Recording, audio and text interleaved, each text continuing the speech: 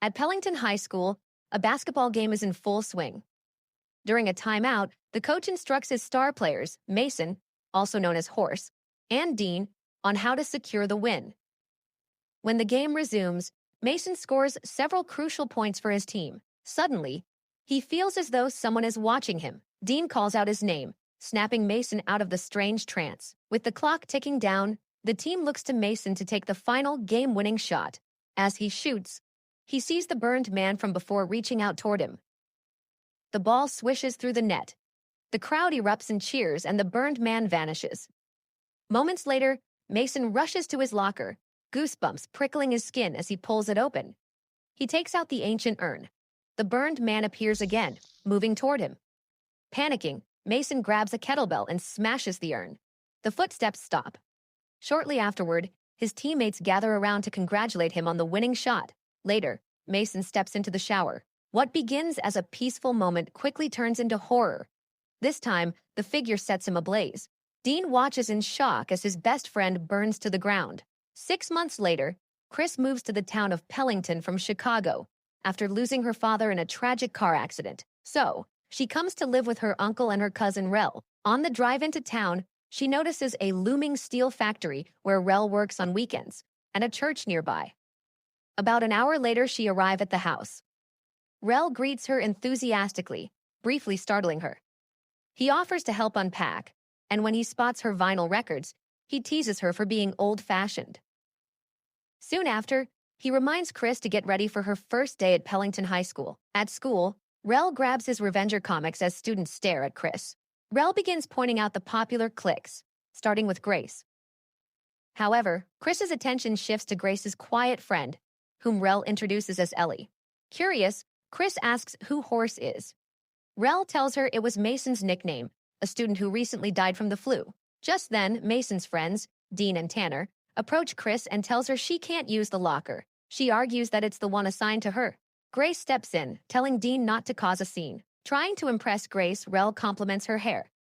She smiles and asks about Chris, and he explains that she's his cousin. Dean smirks and asks if Chris is the new girl. Then he claims he heard a rumor that she recently got out of rehab and even killed her father. Fed up, Chris kicks him between the legs. Unfortunately, their history teacher, Mr. Craven, catches the commotion and gives all 4 of them detention. Ellie insists that Chris did nothing wrong. Craven says he saw everything and assigns Ellie detention as well for lying. Moments later, the bell rings. Ellie apologizes for Dean's behavior and offers to help, but Chris declines. Chris then notices an ancient-looking urn inside her locker. Curious, she takes it out and opens it, discovering a skull-carved whistle inside. She lifts it to her lips and tries to blow into it, but just then, she hears the bell ring again. She makes her way to detention. Nice of you to join us, Chris Santham. Dean snickers at the use of her full name. As Chris sets her bag down, the whistle slips out and clatters onto the table. Dean immediately asks Mr. Craven whether the school allows drug pipes on campus. Chris quickly clarifies that it isn't a pipe. Craven gestures for her to bring it to him, and she explains that she found it in her locker. Examining the object closely, Craven notes that the carvings resemble early Mayan script, or possibly Olmec. He attempts to translate it, explaining that Kaaba means to call out to something. Then he comes across another word, Pigson, which he doesn't recognize. Grace quickly types it into her laptop and announces that it translates to summon the dead. When Chris reaches for the whistle, Craven quickly pulls it away, saying he'll keep it since it may have historical value. He dismisses detention early. Soon after, Grace invites everyone to her house for a pool party. Noticing the way Rel keeps staring at Grace, she playfully asks if he has a crush on her. Rel nods. Meanwhile, Craven discovers that the whistle could be worth around $35,000. Wanting to check its condition, he blows the whistle. Satisfied that it works, he marks it as being in good condition. Outside the school, Rel tells Chris that Dean had no right to bring up her father. Chris shrugs it off, saying it's fine. A moment later, Rel realizes he left his comic book in the classroom and runs back to retrieve it. He spots Mr. Craven stepping out of the room. Once the coast is clear, Rel sneaks inside, grabs his comic, and notices the teacher's laptop still open. Outside, a young man approaches Chris and introduces himself as Noah, a youth pastor from St. Mark's Church down the road.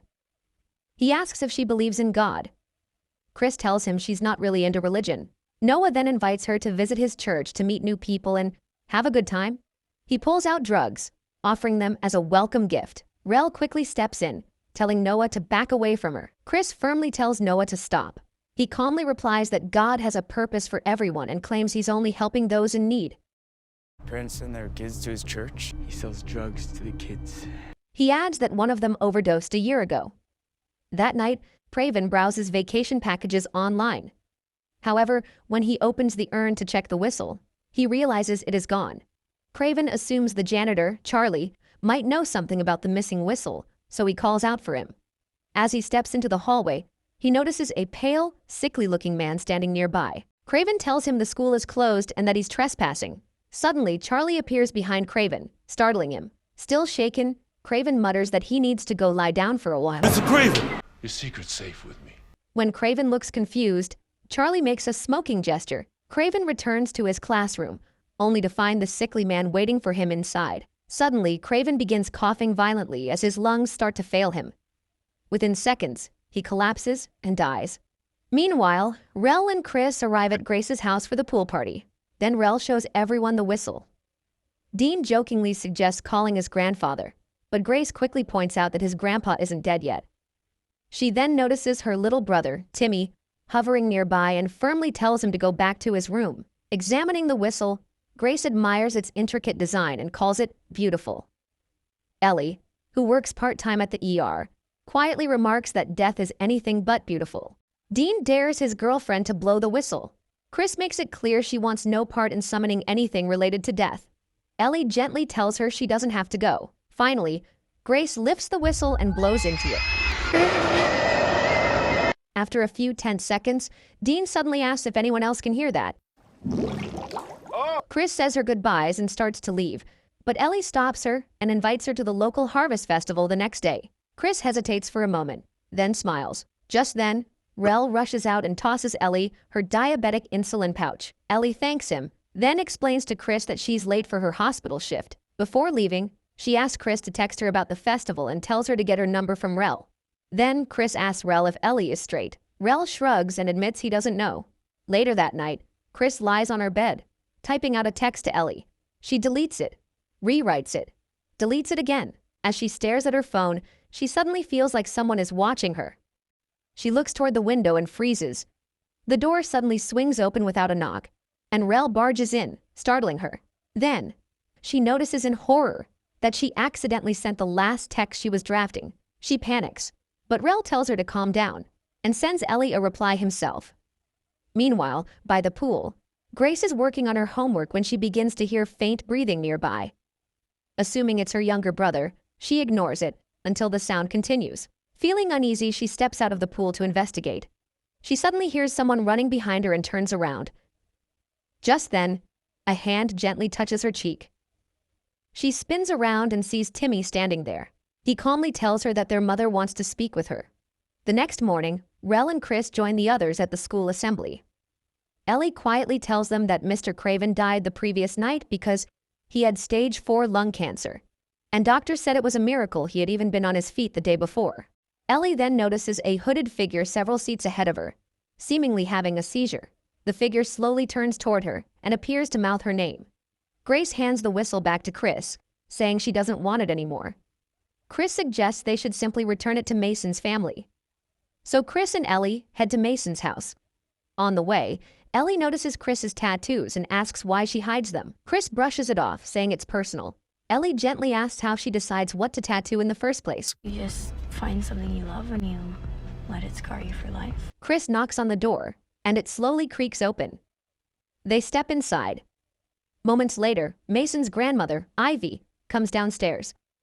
She mutters that she wants to die in this house, but the bank has informed her it no longer belongs to her. Then, Ivy leads them into a room filled with strange and occult artifacts collected from around the world. She explains that she gathers them as memento mori, reminders of mortality. Chris asks if the whistle belongs to her collection, explaining that she found it in Mason's locker. Ivy shakes her head and says she didn't find the whistle. The whistle found her, just as it found her daughter and her grandson. Chris asks what the whistle actually does. Ivy explains that it is called Inchoka, meaning the cry. It is a stolen relic, taken from a plundered people long ago. Chris mentions that they translated the carving as summon the dead. Ivy corrects her gently, summon your death. She explains that the moment a person is born, their death is born alongside them. From that day forward, it searches for them. If someone is destined to die at 90, death will take 90 years to find them. But if they hear the scream of the whistle, the call of Inchoka guides death straight to them, far sooner than fate intended. Chris, shaken, asks what death looks like. Like you, Ivy replies. It becomes what you would have been in your final breath. Chris swallows hard and asks, what happens if someone doesn't want to die? Ivy simply tells her, then you should never have been born. Outside. Ellie tells Chris that Ivy is heavily medicated and recently lost Mason, noting that grief can distort reality. As a future doctor, she adds that there is no scientific basis for what Ivy is saying. Chris nods, then asks Ellie if she thinks Mr. Craven might have used the whistle, just like Mason did. Maybe. Their files will be at the hospital I work at. Later, inside the hospital's medical records room, Ellie confesses that something about Mason's death never made sense to her. He supposedly caught fire inside a shower cubicle, and the school blamed it on a gas leak, but his body was so badly burned that dental records had to be used to identify him. Suddenly, a doctor enters the room, and the two girls scramble to hide behind a shelf. Chris grabs Mason's dental record, then asks how old he was when he died. 17, Ellie replies. Chris scans the coroner's report and notices that the bone density and structural analysis suggests someone in their late 40s. Chris repeats Ivy's word. You will become what you would have been in your last breath. Ellie pieces it together. Mason was meant to die in his late 40s, but because of the whistle, his death found him early. The same must have happened to Craven, who was destined to die from lung cancer eventually. Realizing the danger, they rush out to warn the others. At the Harvest Festival, Rel spots Noah discreetly handing something to Grace. He immediately steps in, telling her she doesn't need that trash. It's just weed, Grace replies casually. Rel urges her to toss it and come with him so he can win a teddy bear for her at one of the stalls. But Grace gently turns him down, telling him he'll make someone much better than her very happy someday. Grace walks over to Dean and proposes a game. She'll enter the hay bale maze, and he has to wait 2 minutes before searching for her. If he finds her before she rings the bell at the center, he wins. Meanwhile, Chris and Ellie arrive at the festival. Chris tries calling Rel, but he doesn't answer. Before they can look for him, Noah shows up again, trying to sell drugs. Chris watches, impressed. Then Noah pulls out his knife, claiming he wasn't trying to hurt anyone. Chris grabs the knife and demands to know about the boy he killed with his drugs. Noah insists he has no idea what she's talking about. Chris cuts his nose, leaving a gash. Inside the maze, Grace runs, laughing nervously as haunted figures jump out to scare her. Close behind her, Dean and his friend enter after the countdown. As Grace moves deeper into the maze, she hears someone calling her name. At first, she assumes it's Dean. But when she turns a corner, she sees an elderly woman standing ahead, staring at her. The woman softly calls her name again. Grace runs. Outside the maze, Chris asks Rel where the rest of the group is. The maze, I guess? After winning a teddy bear, Rel joins them at the maze entrance, and the three of them hurry in. Grace frantically calls Dean, whispering that a creepy old woman is following her. Dean laughs, telling her it's part of the haunted attraction, but Grace's fear intensifies. Grace drops her phone and screams. Desperate, she grabs a nearby shovel and swings it at the old woman's head. The impact knocks the woman sideways, but Grace also falls hard. Groaning, Grace pushes herself back up. She touches her temple and pulls her hand away, seeing blood, just like the old woman she struck. Moments later, the old woman gets up again and Grace runs. Somewhere deeper in the maze, Dean calls out her name repeatedly, but there's no response. Grace runs through the maze, desperately calling out for Dean.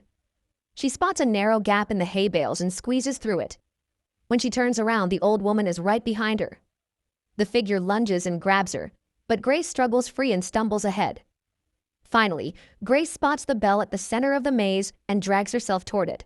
Summoning the last of her strength, Grace rings the bell. The loud clang echoes through the maze. Dean, Chris, Ellie, and Rel rush toward the sound. Later, Dean says the old woman couldn't be Grace, but Chris looks at him steadily and explains that the old woman was indeed Grace, and she was meant to die of old age. She's 18, Dean snaps. Ellie reminds him that when Grace blew the death whistle, they were all there. It summoned their deaths. feel it watching. I've seen it too. Dean scoffs, refusing to believe any of it. He says he's going home and will wait for Grace to call him. Then Dean blames Chris, insisting that all the strange events started happening the moment she arrived in town. Rel steps in, pointing out that Dean was the one who dared Grace to blow the whistle. Your fault she's dead! Dean shoves Rel to the ground and coldly tells him that someone like him could never end up with a girl like Grace. Later that night, Dean locks himself in his room. He suddenly notices a bloodied figure standing in the corner. Panicked, he switches on the light, and the figure vanishes. His father knocks on the door. Dean claims he just had a nightmare, but his father isn't convinced. He asks him if he has been drinking again and warns him not to drink and drive, saying it could very well be the death of him. At Rel's house, Chris asks Ellie how he's holding up. Ellie explains that Grace was his childhood crush and that he's heartbroken. After a heavy silence, Chris confesses something she's never told anyone. A year ago, she overdosed. Her father found her unconscious and rushed her to the hospital. On the way, a truck crashed into their car. He died. She survived. Ellie softly apologizes. Chris says she keeps listening to her father's music because it makes her feel close to him. Then Chris admits she sometimes wishes she had died instead of her father. Ellie leans in and kisses her. Chris pulls back, surprised, and laughs nervously, saying she's not as smart or put together as Ellie. She smiles and replies, "But you're Chrysanthemum." This time, Chris kisses her back. Out on the terrace, Rel suddenly has a vision of himself being crushed by machinery inside the steel factory.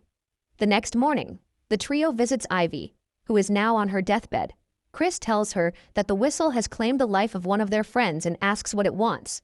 Ivy explains that ancient civilizations once offered souls to satisfy their gods of death, and that Inchoka has been collecting them for thousands of years. Ellie asks how they can stop it. Ivy replies that death is unstoppable and that once it is summoned, it will not relent. But she reveals that there is one way to alter its course. When death is near, they must mark their blood on someone else, offering a new sacrifice to Inchoka. Suddenly, Chris sees her own death standing nearby. With her final breath, Ivy whispers that death is not a choice, but living is. Rel considers the idea of sacrifice. Chris and Ellie immediately reject it. Chris admits she saw her death. It looked like she would overdose in the future. Desperate, Rel tries once more to convince them, but when they refuse again, he storms out. Meanwhile, Dean watches a news report about the Pellington Harvest Festival tragedy. Authorities have recovered the body of an unidentified elderly woman. He switches off the television. His bedroom door creaks open. He sees the same bloodied figure again. His father calls from outside, asking if he's okay. Dean doesn't answer. Instead, he barricades the door, terrified the creature will enter. His parents pound on the door, demanding he open it. The figure touches him. In an instant, Dean's body twists violently, like he's caught in a high-speed crash. His parents finally break down the door and scream at the horrific sight. Later, Chris and Ellie reach Rel's house, but he's nowhere to be found. So they decide to head to the steel mill where he works. At the same time, Rel storms into the church with a gun. He orders Noah to come with him. As the church bell rings, Rel gets distracted for a split second. Noah grabs the gun and tries to fire, but the magazine is empty. Rel takes advantage of the moment and knocks him unconscious. At the steel mill, Rel ties Noah to a chair. He tells him this is where he is fated to die, so this is where Noah will die. I'll go for 3. Rel slices his palm, preparing to mark Noah with his blood. Noah asks in panic if this is some kind of black magic. Goosebumps run down Rel's spine. He knows his death is near. Just as he moves to mark Noah with his blood, Chris and Ellie rush in, shouting for him to stop. Rel, shaking and desperate, argues how someone like Noah, a murderous scumbag, gets to live while they die. In the end, Rel can't bring himself to go through with it. He weakly whispers, "I guess everyone has to die once." Something in that sentence clicks for Chris. She tells them she's found a way out. Before she can explain, Rel's hands are caught and shredded by an unseen machinery, and in seconds, he is gone. Chris sobs as Ellie comforts her. Then, with fierce determination, Chris vows that she won't let death take Ellie. Chris then tells her plan. They have to trick death into thinking they're dead, but only briefly. Chris sees the insulin Ellie keeps for her diabetes and asks if it is enough to stop the heart for a few minutes. She tells Chris that insulin alone will not cause cardiac arrest. Then she pauses and says she has another idea. Chris asks Ellie to bring the supplies inside when she is finished. Chris goes inside and comes face to face with death.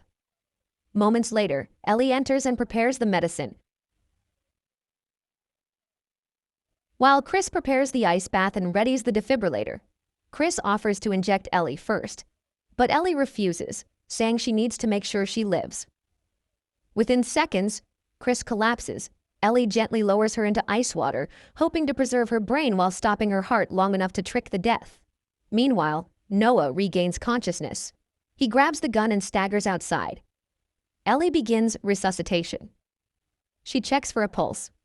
Nothing. She starts compressions. Still nothing. Chris remains motionless. Ellie hears the shutter screech as Noah tries to force it open. Her hands shake, but she refuses to stop. Then Ellie sees it. Her own death standing behind her, staring at her. At the same moment, Chris comes face to face with her own death. They struggle. The figure overpowers her. Then Chris remembers Ivy's words. Dying is not a choice, but living, that's up to you. She focuses on Ellie's voice, faint but persistent, calling her name. Back in the real world, Noah storms in and fires at Ellie. The shot grazes her and she cries out, but she doesn't stop resuscitating Chris. Chris eventually comes back to life and notices Ellie's death.